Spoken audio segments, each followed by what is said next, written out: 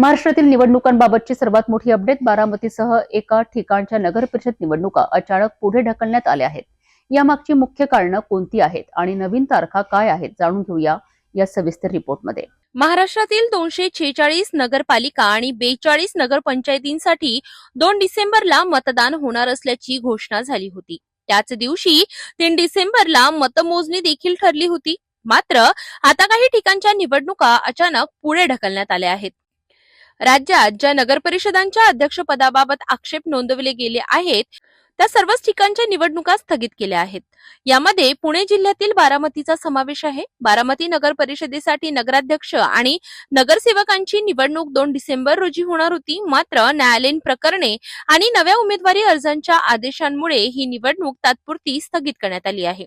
नवीन कार्यक्रमानुसार बारामतीत आता 20 डिसेंबरला मतदान आणि 21 डिसेंबरला मतमोजणी होणार आहे. बारामतीमध्ये प्रभाग क्रमांक 13 ब आणि 17 अ या 2 प्रभागांमध्ये आधीच निवडणुका स्थगित होत्या. न्यायालयाच्या आदेशानंतर या 2 जागांसाठी 26 नोव्हेंबरलाच नव्याने अर्ज दाखल झाले. भाजप नेते सतीश फाळके आणि अविनाश गायकवाड यांच्या याचिकेनंतर न्यायालयाने त्यांचे अर्ज स्वीकारण्याचे आदेश निवडणूक आयोगाला दिले. या सर्व प्रक्रियेचा विचार करून निवडणूक आयोगाने 2 डिसेंबरची तारीख पुढे ढकलण्याचा निर्णय घेतला आहे. अहिल्यानगर जिल्ह्यातही मोठा बदल करण्यात आला आहे. 12 पैकी 4 नगर परिषद निवडणुका पुढे ढकलल्या आहेत.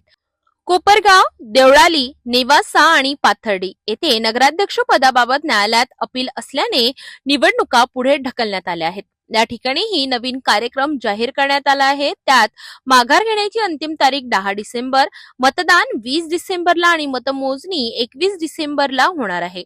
महाराष्ट्रातील अनेक ठिकाणच्या निवडणुकांमध्ये झालेल्या या मोठ्या बदलांमुळे स्थानिक पातळीवरील राजकीय वातावरण चांगलेच तापले आहे.